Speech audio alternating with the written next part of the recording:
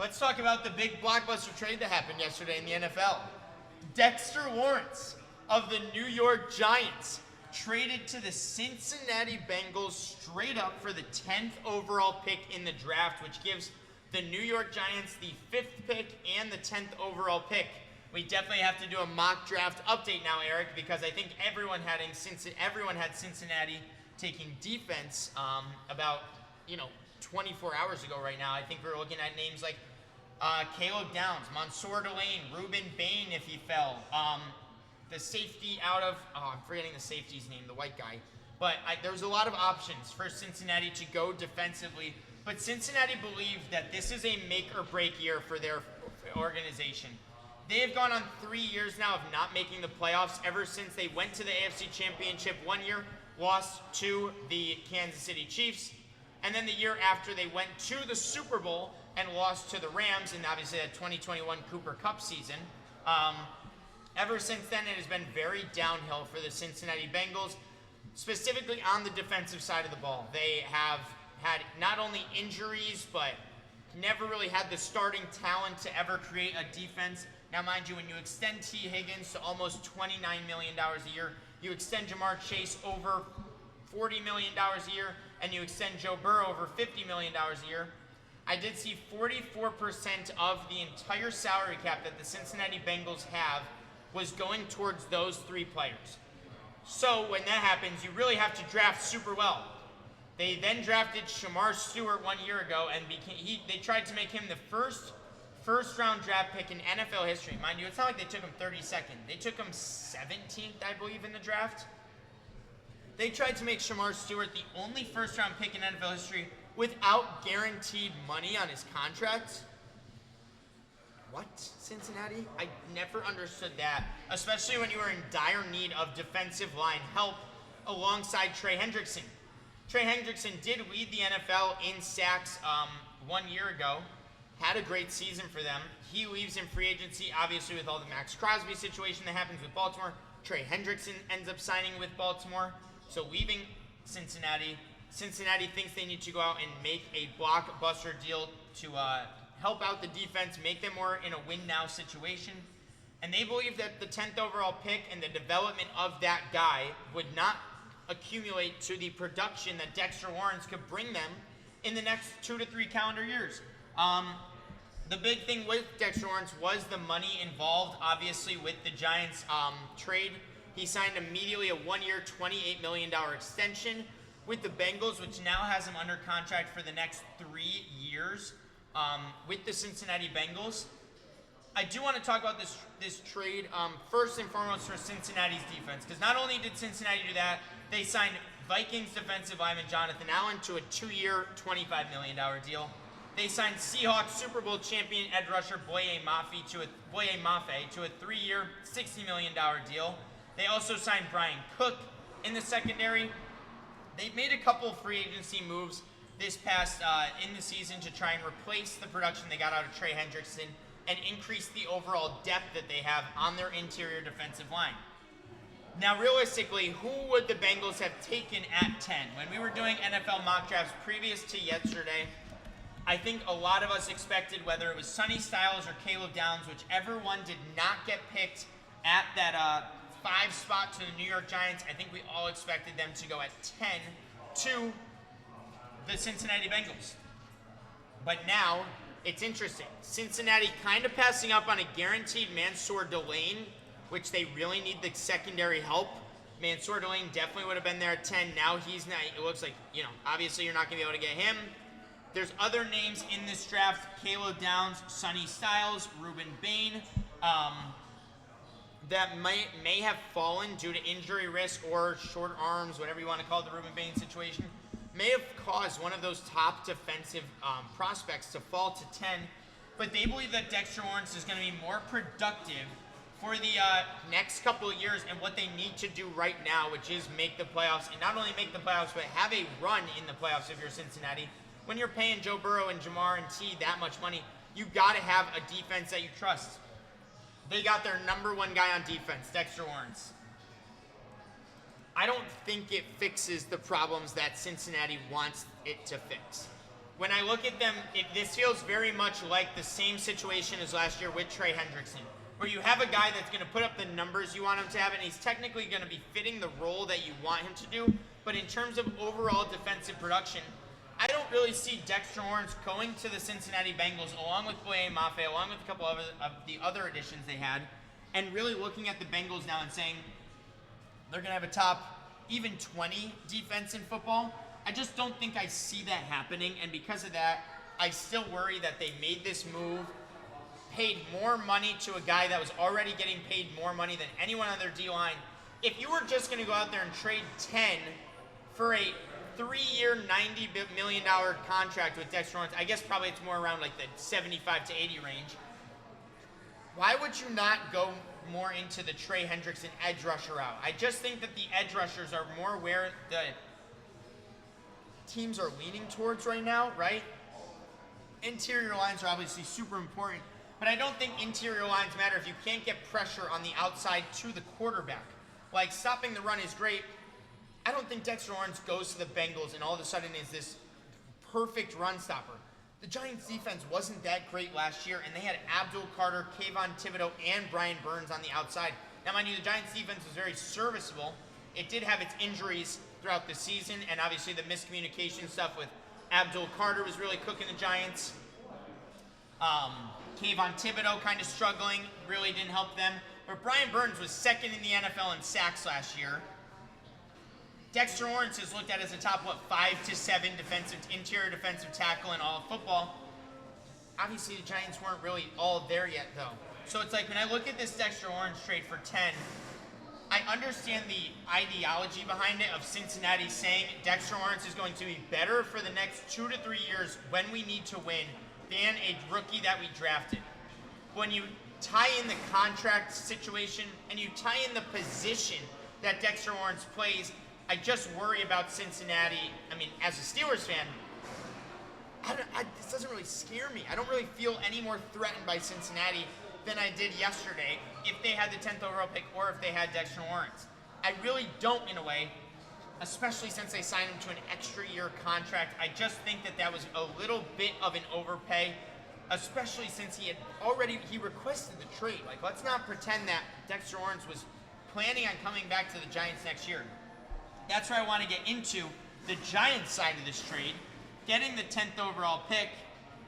But the big thing was Harbaugh came out and said, we want guys here that want to be Giants. If Dexter Lawrence didn't want to be a Giant, he wasn't going to sign the contract extension, and you were going to trade him, this feels like the number one package you could have gotten. Straight up the 10th overall pick. Because a lot of the time when we were looking at the Giants at 5, if Jeremiah Love was available at 5, I think everyone was thinking that they're going to take Jeremiah Love because of how high Harbaugh seems to be on him. But then it was like, how is Harbaugh's first year as a head coach not going to get a defensive player? Whether it was Kyle Hamilton or Ed Reed, whether it was Roquan Smith or Ray Lewis, he always had a guy in the middle of the field, whether it was a safety or a linebacker, that was kind of the dominating part of the Ravens defense for all these years.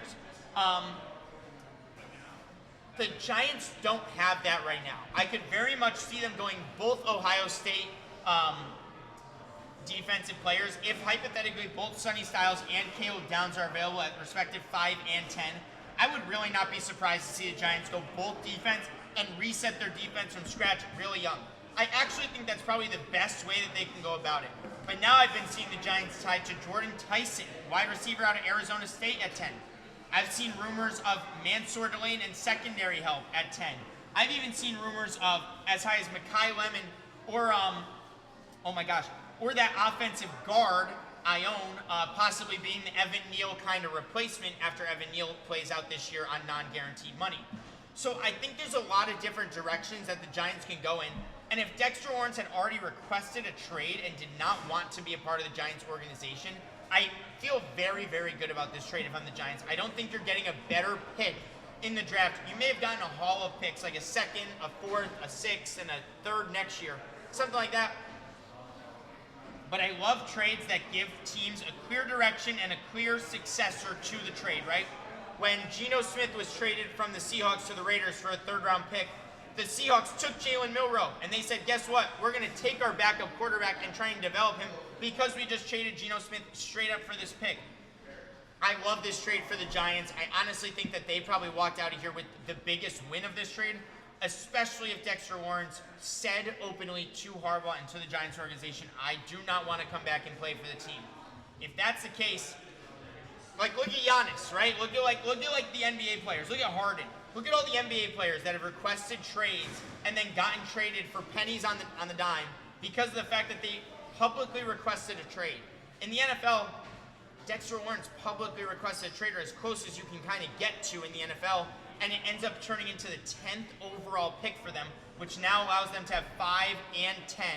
Honestly, love it for the Giants. I would probably give this trade a B+ for the Giants and a C+ for the Bengals if I had to give grades. I just think the return was way more than I expected out of a Dexter Lawrence trade. I know he's only 28 years old, but now he actually has 3 years left on his contract, Eric. So this 1 year, $28 million extension, he was going into the third year of a 4-year contract this season. This is going to be the third year of his 4-year contract extension he signed with the Giants.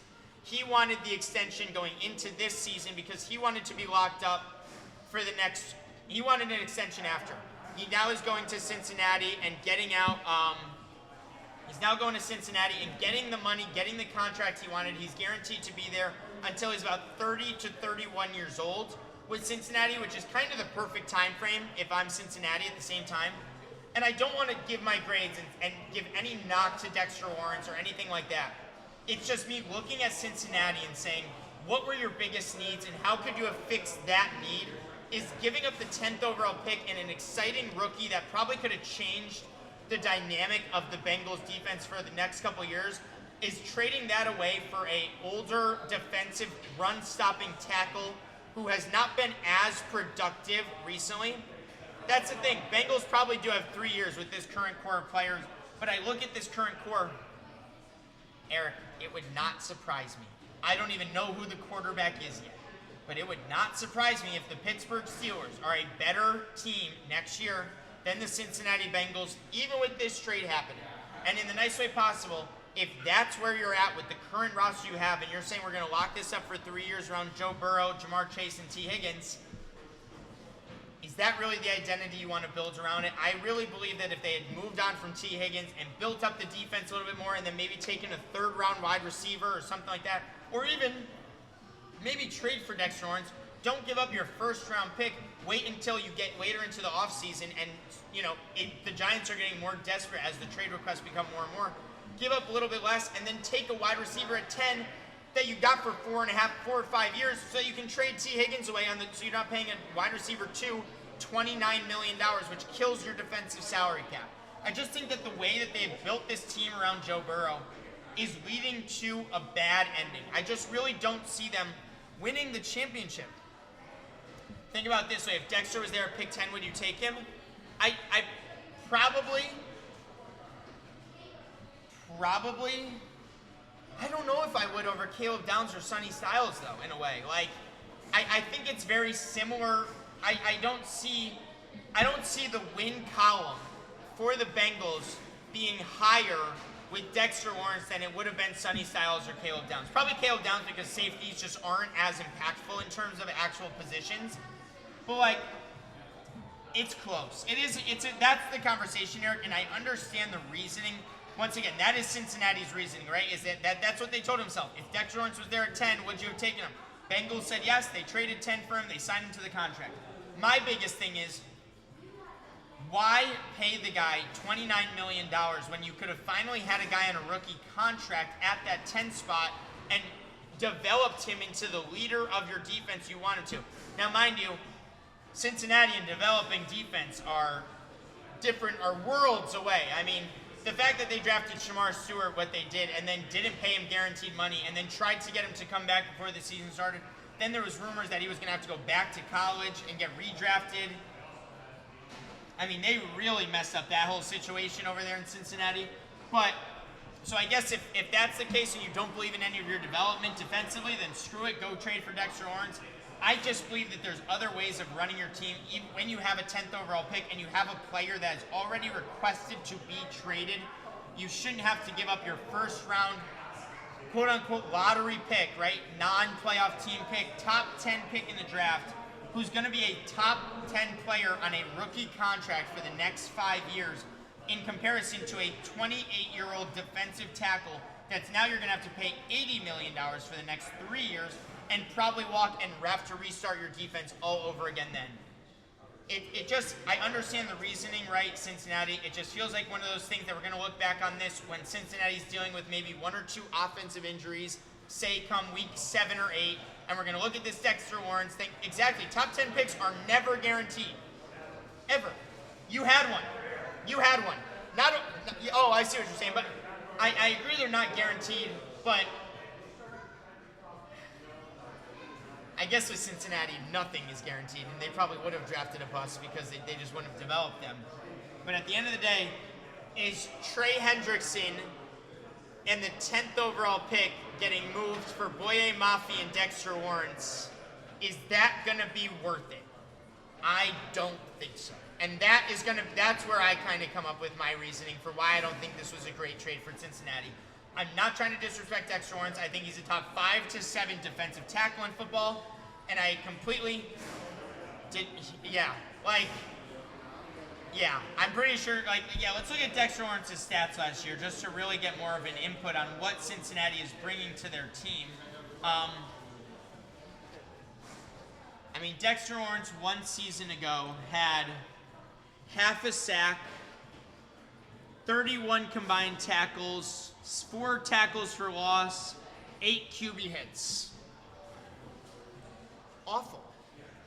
In the nicest way possible. If we're just comparing him to himself at age 27 through 25, that's when he was going crazy. 7.5 sacks, 9 sacks, 50 plus tackles, 20 plus assisted tackles, 8 plus, TFLs. Yeah, but only 4 tackles for loss as a D tackle isn't that good, especially in the nicest way possible. Let's not act like Dexter Lawrence was being a versatile guy last year. They had Abdul Carter, Kayvon Thibodeau, and Brian Burns on the outside. I can guarantee you that when people were game planning against the Giants last year, Brian Burns' name was getting brought up way more than Dexter Lawrence's name was getting brought up, because Brian Burns is a elite game changer on defense. I have been a Brian Burns fan for years, ever since he was in Carolina. I don't see Dexter Lawrence going to Cincinnati and all of a sudden they're a top half defense next year in football, and that's the reason why they make the playoffs. I just don't see it. Oh my gosh, as I just said that, Paul George just broke Jaylen Brown's ankles so bad. That was awesome. Shout out Paul George. But, yeah, that's going to be my discussion on it. I think it's a really interesting trade. I am just surprised to see a team that has been known for overpay for a guy that already requested a trade. Don't love it. I'm going to give a B+ to the Giants for trading a guy for a 10th overall pick that didn't even want to be on their team, and I'm going to give a C+ to the Cincinnati Bengals, just because if Dexter Lawrence does not become the difference maker on defense in 1 season, we're going to look back on this trade and say, if Caleb Downs or Sonny Styles, or say a wide receiver that was there at 10, it turns out to be really, really good, I think we're going to look back on this and say, Cincinnati, what was the difference? Was this really the difference maker that you believed was going to take you over the hump after getting rid of Trey Hendrickson, after bringing in Boye Mafe, then trading a rookie 10th overall pick after messing it up with Shamar Stewart for Dexter Lawrence, who is now turning, by the 2nd month of next season, he's going to be 29 years old.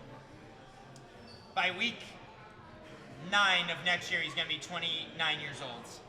Don't love it so much. And I do agree, Eric, they are more for run stops and pressures, but do you think the Giants were that good of a run defense last year? NFL run defensive rankings.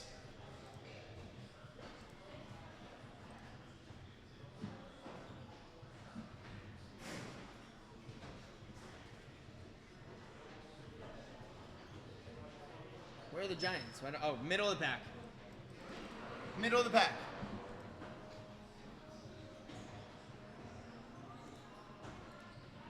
pass rush. Let's see. If we go to this chart, Giants ranked 28th last year. According to Fox, in terms of NFL pass and rush stats. Now, obviously, the passing doesn't help. The Giants were just as bad passing. Well, let's not act like the Bengals were better at passing defense either. And I haven't seen one secondary move other than bringing in Kyle Duggar, who was the third-string safety of the Pittsburgh Steelers last year, that the Cincinnati Bengals have really made adjustments to. They were worse defensively than the Giants last year, and I would guarantee you to tell you that the Giants had a just probably as bad as the secondary last year. So is going from the 31st defense to maybe a 23 through 25 best defense, I just don't see it being a difference maker. I agree. I did think in the moment Dexter Lawrence, Cincinnati, good trade, increase their D-line, right? It's good. When you look at the statistics and you look at what Dexter Lawrence actually brought to the team last year, when he was arguably not even their best defensive line guy,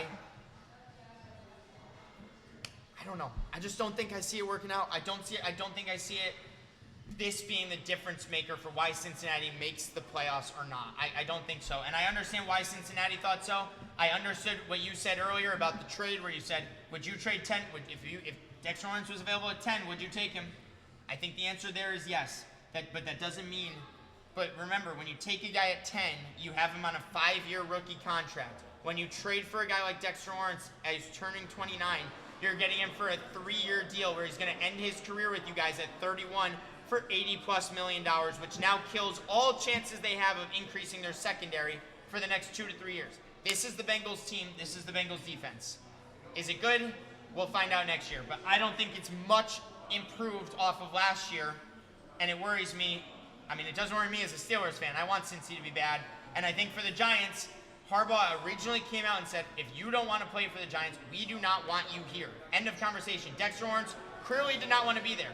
The fact that they were able to flip that into a top 10 draft pick, which in the NFL, top 10 draft pick don't just, let's not forget that teams just to move up from I don't know, I'm trying to think if my Pittsburgh Steelers wanted to move up from 21 to 10, think about the amount of draft capital you have to give a team to just move up in a draft. Or remember last year Remember last year when the Giants and Jackson Dart traded back up into the first round for Dart? They gave up a haul of draft picks just to move back into the first round. The 10th pick should not be looked at lightly, especially when you have the names that are available on these mock drafts. Mayuga, arguably a top 2 offensive tackle in this draft. Jordan Tyson, probably one of the most question marks, but one of the highest ceiling wide receivers we've seen in drafts in recent memory. Mansour Delane, looked at as by far the top secondary cornerback in this draft. Caden Proctor, Mekhi Lemon is looked at as such a good wide receiver. Spencer Fano was going 6. I'm just looking at some of these names, and even if Ruben Bain or Sonny Styles falls, having a guy like that on a 5-year rookie contract, I think is so much more valuable than you realize, especially when you are a winning team, because you have a good player on a small contract, which allows you to go out in free agency and pay more guys. Now you don't have that. You messed up back-to-back first-round picks in very crucial times for the Cincinnati Bengals in Shamar Stewart. I can't even remember who the Bengals draft pick was the year before that. Let me look this up. Bengals recent NFL drafts.